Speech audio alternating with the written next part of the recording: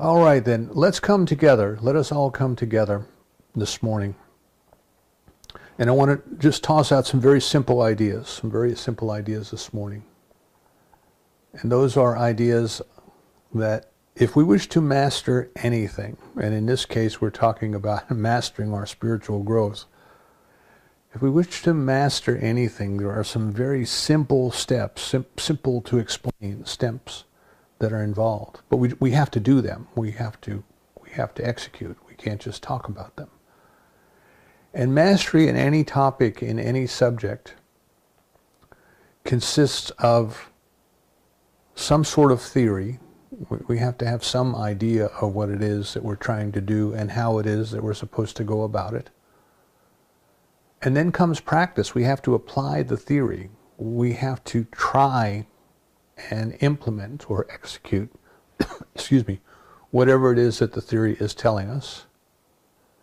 And we must consistently do that. We can't just do it willy-nilly and here and there and do it once or twice and expect results. We have to be willing to apply ourselves to it. So if you look at pop culture, if you look at music and acting and artists, and if you look at things like that, we tend to have this myth in our culture, of the overnight sensation that somebody was just simply discovered. One day they were just simply discovered, and suddenly they're very popular. They appear in all the movies, or they appear in many concerts, or their artwork is very popular and it's selling everywhere, and it appears in ads on TV and things like that. And part of our culture likes to believe that. And now, I'm not saying it never happens, that somebody just, boom, appears like that. There are prodigies, there are children that sit down at the piano when they're 3 or 4 years old and play music that, for all intents and purposes, they had no way of having had time to learn it or practice it, but yet they have that ability. So we want to talk a little bit about the difference between a learned skill and an ability. Right? And an ability is something that comes to us naturally. Now some people may be able to learn, through a process of learning, they may be able to develop that same ability, such as a child playing a concert piano. But for some people it just comes. It's just there. There's something that is there, that is within them, and it just comes through. Excuse me while I get a drink of water.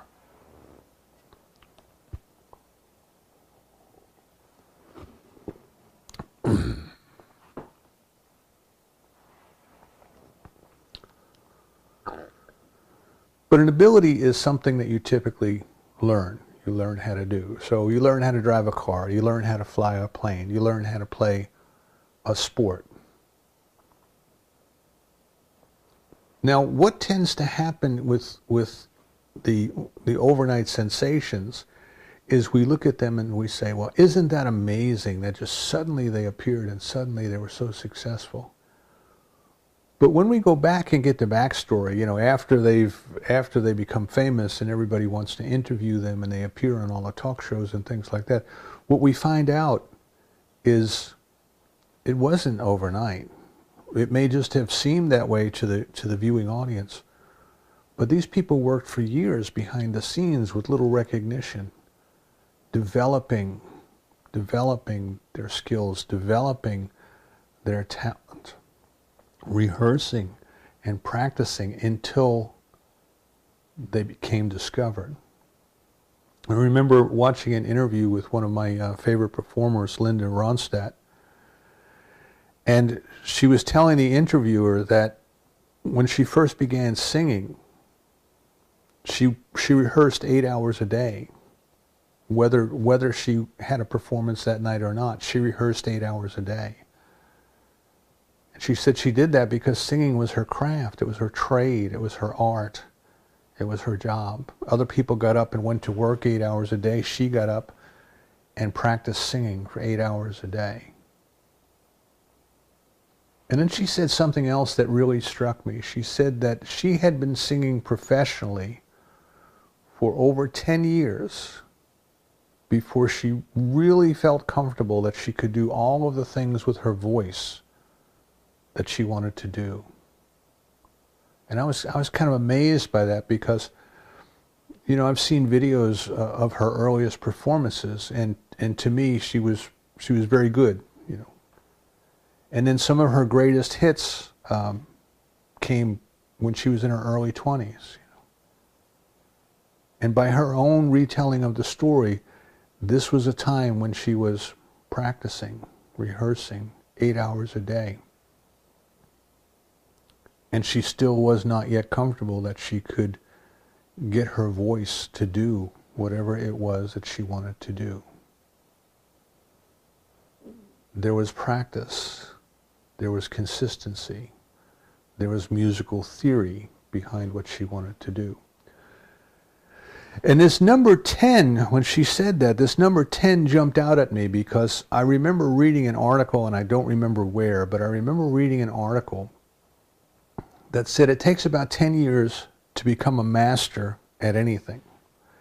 And the article examined people who were musicians, they were artists, they were world-class chess players, many different interests that they covered. And what they found, the common thread was that the individuals had to learn about what it was that they wanted to do. If they wanted to play chess, they had to learn the basics of chess. And then they had to practice for 10 years. And after 10 years, something happened. Something happened within them. They no longer had to think so much. It was there. It was there. It was like an integral part of them. They had become masters. We talked over the last few weeks, you know, about the difference between when there's perception and then when there's thought, you know. We become aware of something and then we start thinking about it. And in the Zen arts, in the Zen spiritual practice, the adherents are trained and they practice, and the purpose of their practice is to get to a point where the thought process is gone.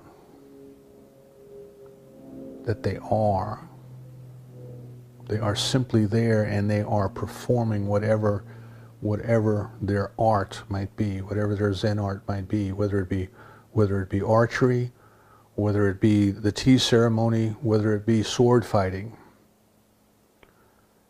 You know, Joseph Campbell talks about this in some of his work, that if you have to stop and think, if the person engaged in a sword fight had to stop and think about what they were going to do, they lost. They would lose, because the opponent would capitalize on that hesitancy and be able to take advantage of it. So the point of the Zen practices, the point of participating in the Zen arts, was to be fully present in the moment, in the now. To allow something from within to pass through without conscious analysis, conscious dissecting and analyzing and interacting. To be fully present in the moment, as we were talking about in previous weeks, to be fully present in the moment. This is the mastery that I'm talking about. So when they might first begin, they learn technique, they learn posture, they learn all of these other things that they have to learn. But then they practice and they practice and they practice and they practice until one day, through consistent practice, one day they become masters. If you're interested in any of that, I recommend a little booklet, Zen in the Art of Archery, which is available in PDF format on the web. I think it's out on the Internet Archives. And it's about a German professor who went to Japan after the war to teach at a university there. And he wanted to take up the art of archery, the Zen art of archery. And he had trouble finding a Zen teacher who would take him on, because the Zen teachers were extremely biased, that the Westerners did not have the discipline to consistently apply themselves to master the art. And so this idea of theory, of practice, of consistency, and then over time what happens is that whatever it is that we are practicing just becomes such an integral part of who and what we are that we do it. We do it easily. We do it effortlessly. It's not like we're not active. We're active. We're doing things. But there's no struggle. There's no struggle to remember. There's no struggle to analyze. There's no struggle to think. We just are. An example that I've used before in my own life was when I was learning how to fly. And when you learn how to fly, you have to learn a lot of theory. You have to learn a lot about how airplanes fly, which is not at all how most people think they fly, what keeps them up in the air, what the controls do, all of those sorts of things. So there's a whole lot of mental processing that goes on, that you're constantly thinking, and in fact you're taught checklists that force you to think along a certain line. So there's just a whole lot of mental activity that goes on and on and on, and at times it kind of can get in your way, overthinking it. And one day I went out to the field, and it was a day that not a lot of people showed up because the weather was kind of marginal. So I had all the time I wanted with the instructor. And what you would do in learning how to fly, you would sit down with the instructor before you went, and then you would kind of lay out learning objectives for that particular flight. What are you going to practice? What is your practice on this particular flight? Right-hand turns, left-hand turns, 45-degree turns, 45-degree bank on the turns, 30-degree bank, etc. So you had a purpose. You had a purpose for the flight. And we went out and got in the plane, and I was flying gliders. We hooked up to the tow plane, and something happened. Something, I can't say that it happened, but something was there. Something existed. And suddenly all of the mental processes that I had been previously going through, they stopped. Now it wasn't that I was not aware, it wasn't that I wasn't perceiving, but there was no effort. There was no effort involved. It was just there. And I believe on that day that I was there, the instructor could have asked me to do anything within the capability of the aircraft, and I could have done it. I could have done it without trying to think through it, without trying to analyze it. I could have done it.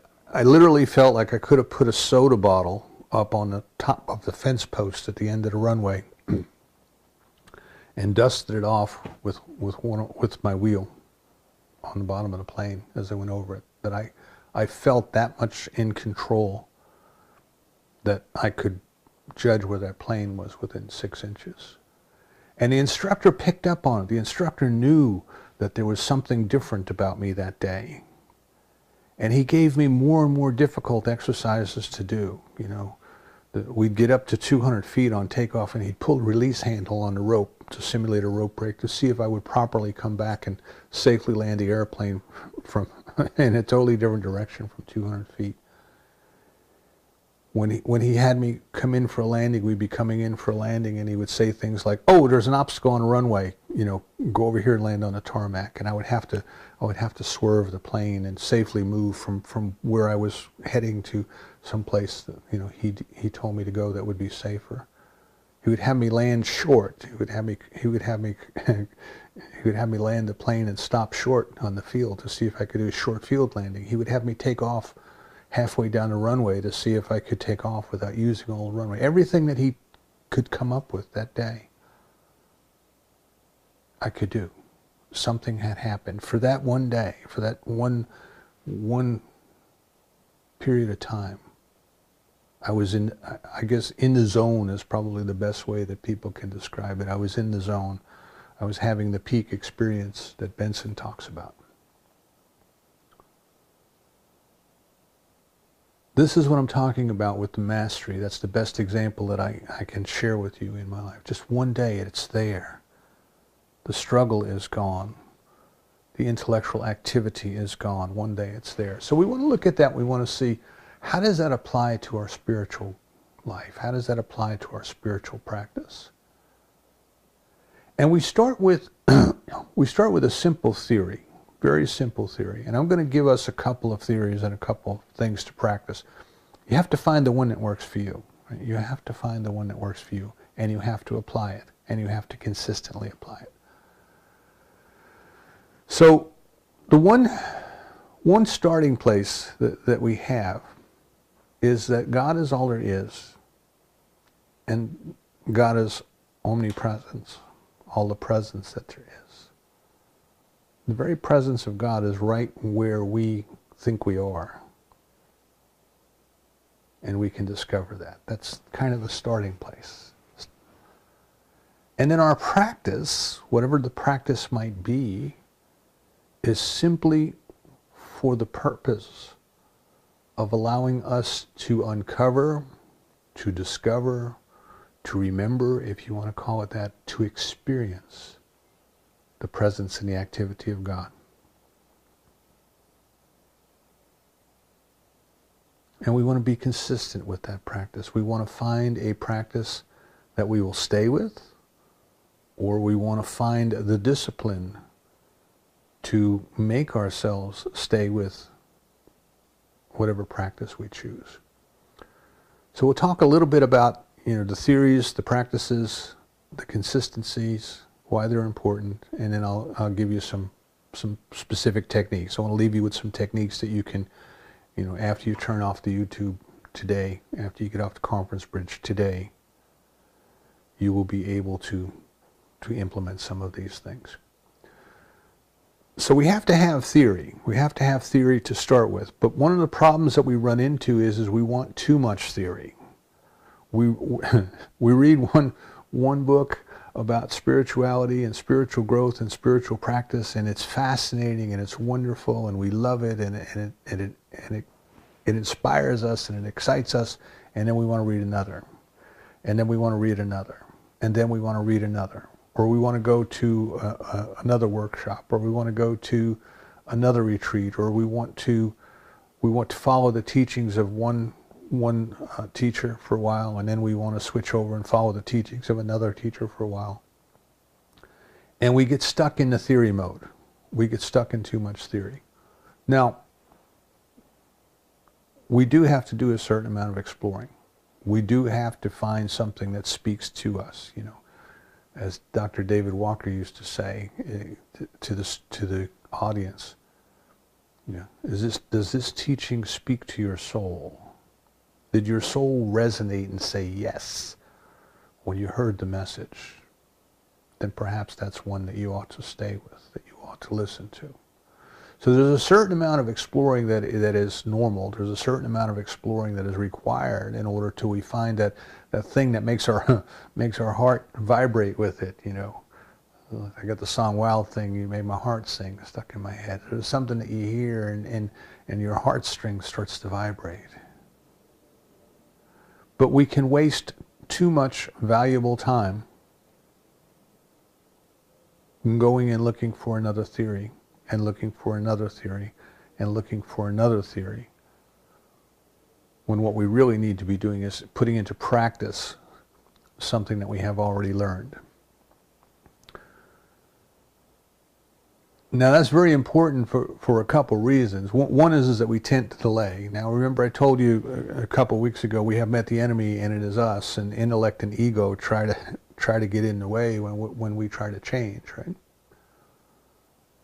If the ego believes that the end point of spiritual growth is dissolution of ego, it's going to put up a fight. It's going to struggle.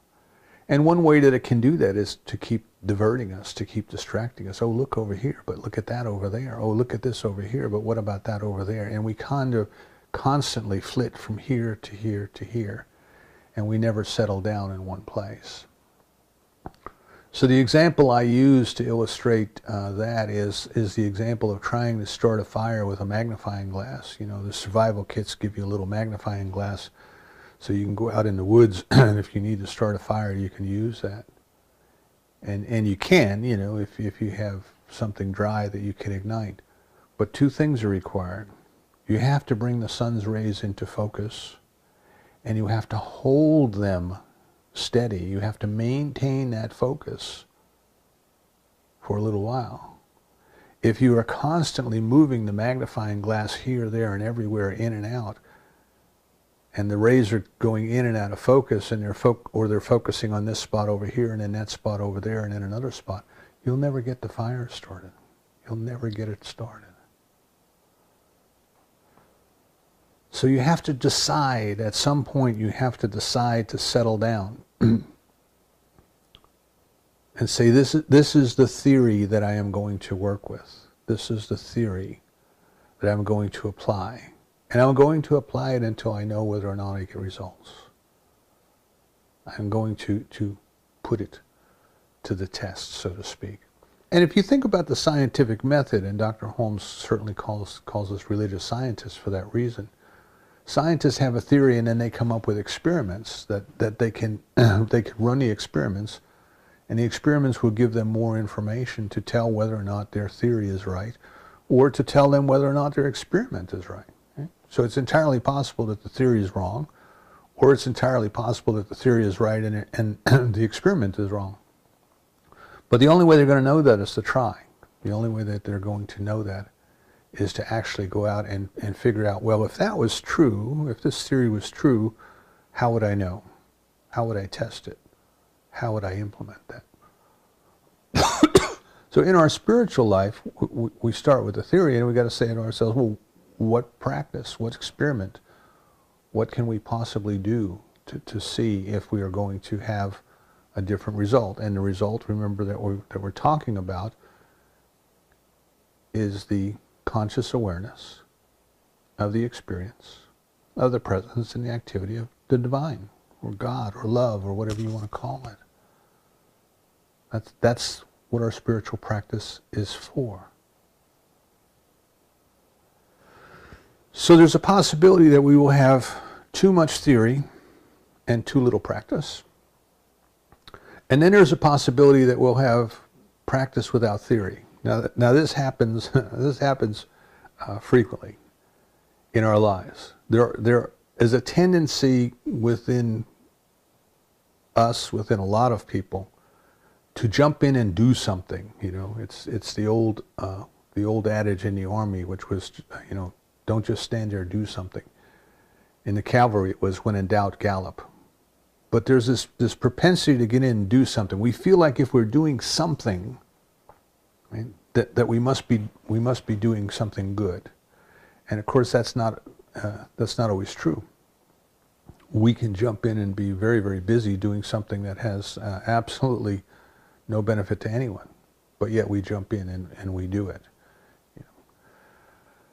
The other thing to think about with practice is if we jump into practice without understanding the theory, we're going to teach ourselves errors. We're going to make mistakes. We're going to learn things that aren't true, and then they are going to hinder our future growth.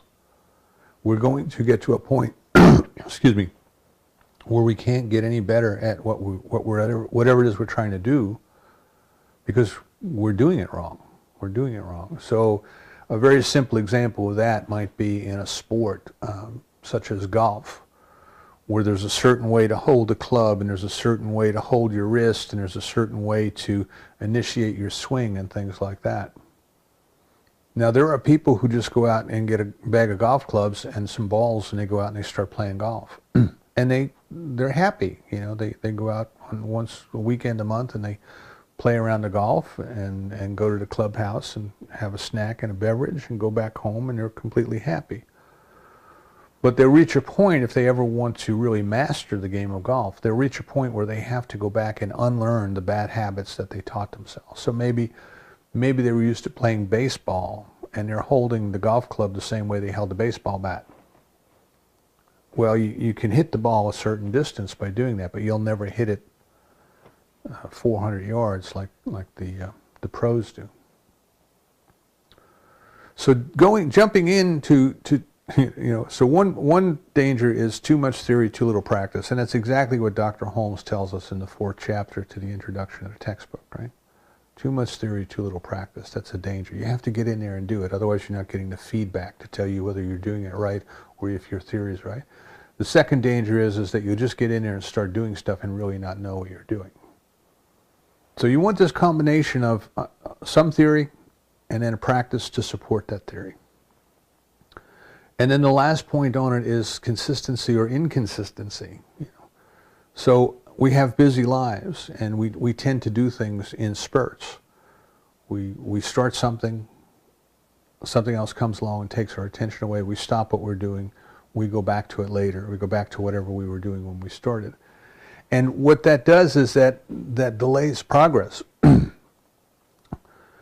Because when we go back to doing whatever it was that we were doing, we are now trying to get back to the same level of performance that we were when we left off.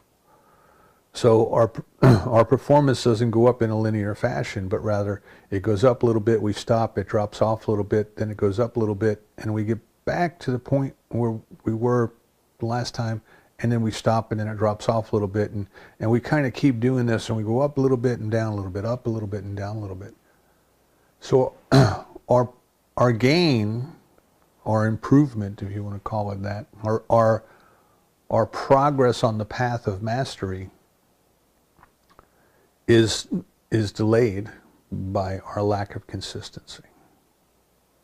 So what we have to do is we have to find a practice that we will stay with, and we have to stay with it, and we have to use it, we have to implement it, and then over time, as we start to see results, we go back and we revisit the theory, right? Because as you gain the feedback, of experience, of doing, when you go back and revisit the theory, it's like a whole nother layer opens up, and you go, oh, I understand that a little bit more now. I understand that a little bit deeper now. I got a little bit more out of it the second time. Because what has happened is I have grown. Now, one thing that we really want to keep in mind here is that what we're talking about in our growth is we are talking about a change in our consciousness. And what is it that produces the change in our consciousness? And part of the theory of what it is that produces the change in our consciousness is our contact with the divine, our contact with the divine. So, for example, in spiritual mind treatment, we go into treatment and we start by bringing to our conscious awareness what we know about God. The very act of going into treatment is bringing us into that place. And then we set into motion the law that responds to us according to our belief, the law of mind. And it continues to produce whatever change or changes as needs must be in our consciousness.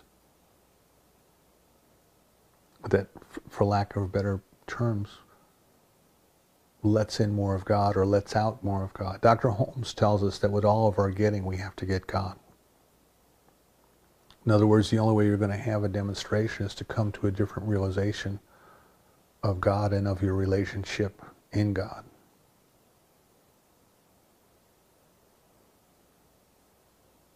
When we have that contact, whether we are consciously aware of it or not at the moment,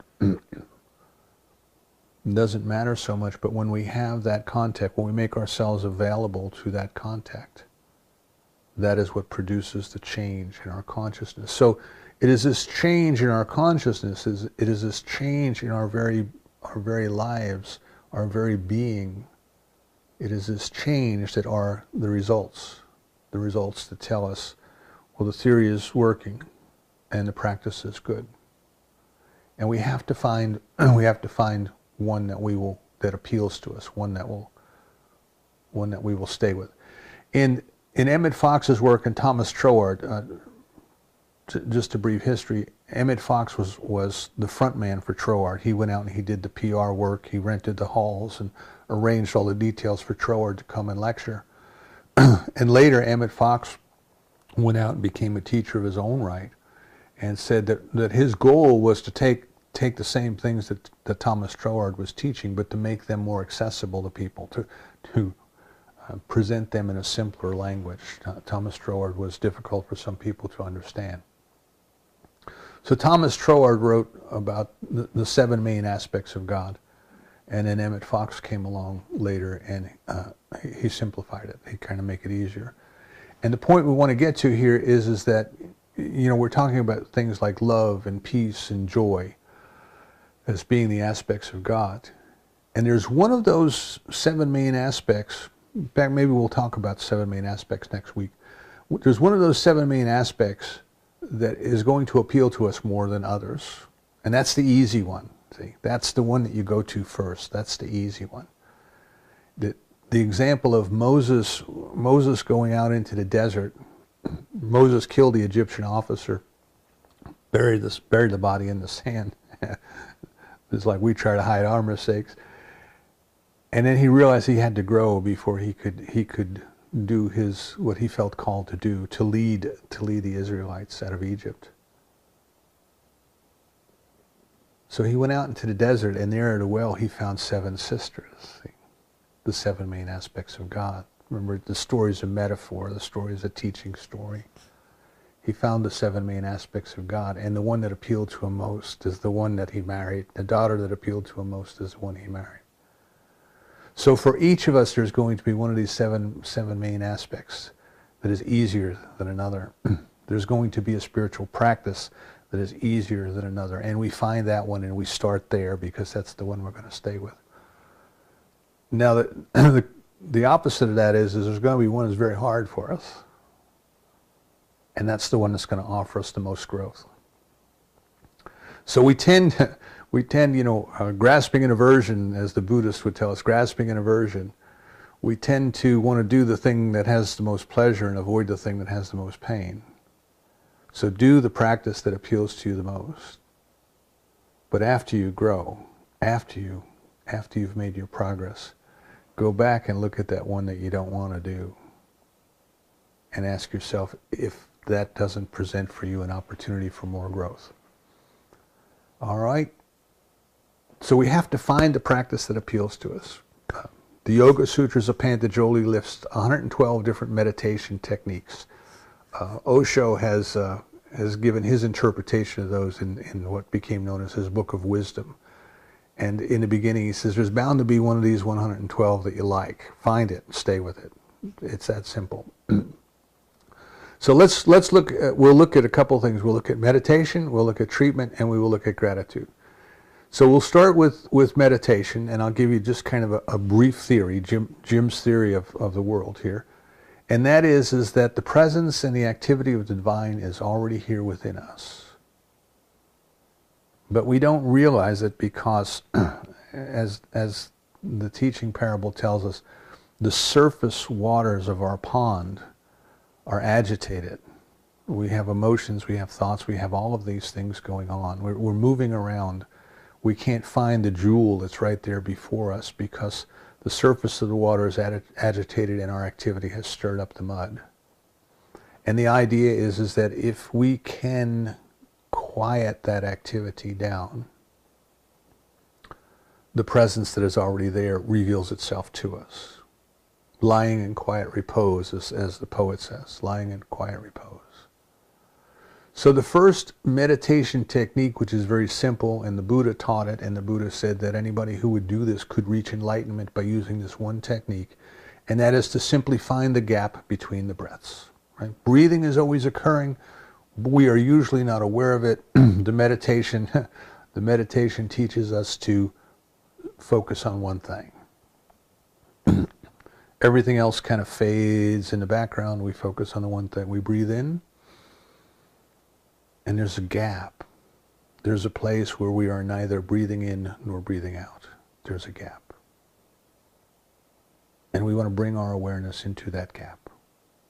Just find the gap. That's all it is. Find the gap. Breathe in. You don't have to try to hold your breath. You don't have to try to force it to happen. You just want to be present in that moment. Find the gap. And then the breath of its own turns and it goes out. And then there's a gap. Find the gap. Find the gap. Bring your awareness into the gap. Just be aware of the gap. Where is the gap? Right? So breathing has been occurring since the day you were born. Thousands of times a day you have been completely unaware of it. And now, for just a few minutes, breathe in. Go into the gap. Find the gap. Breathe out. That's it. That's one simple practice. You don't have to buy any special clothes. You don't have to buy a mat to lay down on the floor. You don't have to buy a gym membership or anything like that. You have everything you need with you all the time. And be consistent with that practice. Be consistent with it. Set a time when you're going to do it.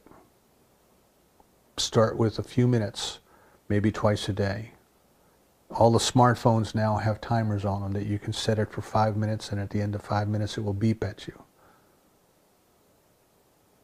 Be consistent.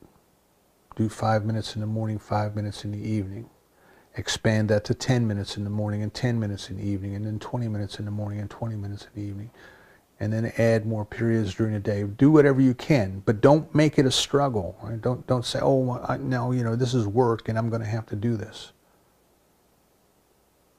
Don't expect anything. Don't try to make anything happen. Just sit and go into the gap. That's it. That's it. That's all you have to do. That's one practice. That's easy. Everybody can do. Treatment is the one that Dr. Holmes teaches, and the one that we put forth first. And the reason is it's very practical. Treatment is very practical. What it does is it brings our consciousness to the presence and the activity of God. It brings our consciousness to the point of recognizing that that activity is already present in us. You're not beating your heart. You're not digesting your food, but there's an intelligence that is doing that. And it is for very practical purposes, because we all have things that we wish to experience in this world, whether it be a better job, or whether it be a better income, or whether it be a better relationship, or even just a happy day, whatever it is. What we can do is we can sit and we can go into treatment, and we can set into motion that power. So here's the theory. The theory is it's done unto you according to your belief. It's not unique, right? You'll find it in the New Testament. It's done unto you according to your belief, is what the New Testament says. As you think and you believe in your heart, you shall be. That's what Proverbs, the Old Testament, says. Buddhism says everything you experience is a result of what you have thought. This is why it's called a New Thought movement. Have a new thought. Have a new experience. So think of something you would like to experience differently in your life, whatever that might be. The technique is treatment. Sit down and write out a 5-step treatment. If you don't know how to do that, give us a call. We'll be happy to work with you. A couple weeks ago I mentioned Frederick Bale's home study course, 12 Lessons and Basic Principles of Science of Mind. There are other books that teach the basics of treatment. Lori and I have written one, and it's out there on the internet, or we can send you a PDF copy of it, The Tools in Your Metaphysical Toolbox. But take time to do your treatment. It doesn't do any good to know about treatment if you don't use it. Take time to use it. And be consistent with it in the morning and the evening. People say, well, how many times do I treat? How often do I do this? You do it until a demonstration is made. That's what Dr. Holmes tells us. And what are you demonstrating? You are demonstrating that there's a power in the universe that responds to you according to your belief. The technique of treatment starts that process of changing your belief. The activity of the law completes that process of changing your belief. And as Emmett Fox says, the secret of success is change your mind and keep it changed. That's all. That's all. Be consistent. Be consistent. So what is it you would like to have happen in your life? Now, what is it that you would like to have? Are you willing to take the theory that there's a power in the universe that responds to you according to your belief? Are you willing to test it with your practice? And that practice is the 5 steps of spiritual mind treatment. And the last technique that I want to give to you is a fun technique. It is an easy technique. It's another one that you don't have to have any special equipment for. And that is gratitude. It is the spiritual practice of gratitude. Excuse me. Blessing everything by seeing the presence and the activity of God in it. You know, when we were teaching Sunday school, when we had the children in Sunday school, we used to make it a game for them. Can you catch God being God today? Can you catch the love and the activity of God today? Can you see the beauty of God in everything today? And it's practical because it's right here where you are. In the smile of a child, in the play of puppies and kittens, in the beauty of the sunshine and the sunrise, and the awe, as we were talking in the beginning, the awe of just sitting there and watching the waves endlessly come to the shore, as they have been for billions of years. Can we contemplate just how magnificent God's creation is? Can we hold up a blade of grass and be in awe at how it's put together? I remember being a kid and having a microscope for the first time, and it wasn't anything extraordinary. It was maybe a 4 or 7 power microscope that came in one of those little science project kits you got when you were a kid. But I remember looking under that microscope and seeing the mosaic structure of the cells in a blade of grass, how they were almost like a brick mason would take stone and set stone up on the face of a building. Seeing in high school, looking through the microscope and seeing the single-celled animals as they move about in the saline solution or whatever solution they were in. The way a leaf is constructed, the way that the leaves move to follow the sun, the way a sunflower turns to follow the sun across the sky. Can we stop in whatever we're doing and just perceive the presence and the activity of God? And can we bless it? Bless it, by that I mean acknowledge it. Can we acknowledge that this is God in action? And can we feel happy about that and grateful for it? Wow, we're lucky, we're alive. We're alive and we get to experience this today. Can we be grateful for that?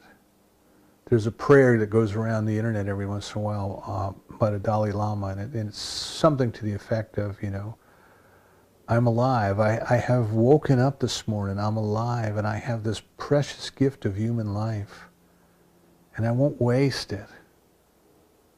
I'll use it. I'll use this precious gift today for the purpose of moving toward enlightenment for my benefit and for the benefit of all sentient beings.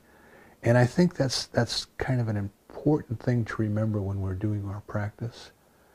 As we participate in our spiritual practice consistently, we are not only allowing our own consciousness to be lifted up, but because we are part of all consciousness, we are part of race consciousness.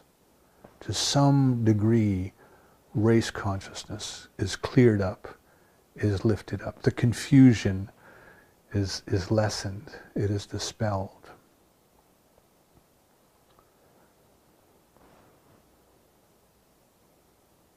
Now, probably the last thing I want to mention is that instantaneous or spontaneous enlightenment is possible. I'm not saying that it's not possible. It is possible. But until it occurs, we need to have a practice to take us there. Dr. Holmes says if we could instantly have the realization in consciousness that God is all there is, there would be no need for a process of treatment. We would already demonstrate everything that is flowing through our thoughts. But until we arrive at that point, we need a technique, we need a practice, we need a process to get us there. So that's what we're talking about doing. You have to be in play, you have to be in motion. We say even God can't steer a parked car. The one thing that you and I can do, that as far as we know, no other creature on this planet can do, is we can choose what to think. We can control our consciousness. We can control our thoughts. It may not always be easy, but we can do that. We can be aware of what we are thinking, and we can choose what we wish to think. And I would venture to say that that's probably the thing that we do least. We get engaged in all sorts of other activities, but doing the one thing that we were uniquely created to do, which is to be aware of our thoughts and control our thoughts, is probably what human beings do the least. If we wish to grow in our conscious awareness of the experience of the presence and the activity of the divine in us, around us, through us, everywhere present, we must stop functioning at the human level. We must take time to have the theory of our spiritual practice or of our spiritual growth, and we must implement a practice. That's what I mean by stop functioning at the human. Don't get caught up in the details of the day until you have done the most important thing that you can possibly do, your spiritual practice. The spiritual practice shouldn't be something, well, I'll get to that when I have time. The spiritual practice is first, it is foremost. It is for that purpose we have come. Find a theory that appeals to you. Find a practice that appeals to you. And then consistently apply it. And after you have consistently applied it for some period of time, go back and revisit the theory. See if it reveals more of itself to you. See if it reveals a change in your practice, a modification to your practice. And then apply it consistently. There are all kinds of practices. As I said, there's treatment, which is for practical results, but you don't get practical results until you make your contact with the divine. There's single point meditation, which is for the purpose of learning how to detach from your thoughts. There's analytical meditation, which is observing your thoughts and questioning where they came from, which is another way of helping you realize that you are not your thoughts. There's Kundalini meditation, which deals with moving energy up and down and throughout your spine and throughout your body. Okay. There's gratitude. There's mindfulness. There's all kinds of practices, but you have to find one and stick with it. You've got to get the sun's rays in your magnifying glass. You have to focus them, and you have to maintain that focus until you get your results. That is the secret of mastery. Okay? Then one day somebody will say, how is it that you just suddenly became the way you are? It's practice. Practice. So I invite you this day, take some time this day to think over all of the different practices that you are aware of, all of the different theories that you are aware of, and what is the one that you are going to start today to put into practice, and then implement it. And if you keep a calendar, score yourself on your calendar. Give yourself a check mark on your to-do list. Today I spent 5 minutes in the morning and 5 minutes in the evening in my practice. And that way you can see your consistency. You can hold yourself accountable to your consistency. And then watch the results. That's where the results come from. As I mentioned in the email, Joel Goldsmith somebody would say when the students would come up and say, how long is this going to take? How much time is it going to take before I make my spiritual progress? He would say, how many hours a day are you meditating? He said, one's a function of the other. If you don't do your spiritual practice, don't bother expecting spiritual growth. That's what he would tell them. He was just very plain with them. You have to do it. It's like having a membership card to the gym and never going. You can't expect to strengthen yourself. You have to apply what you know. And when you apply what you know, it opens up new horizons for you. It opens up new doors for you. It lets you see things in a different light that then lead you to the next step. But you have to take the step that's in front of you right now, the practice that appeals to you. Have a beautiful week. And so it is.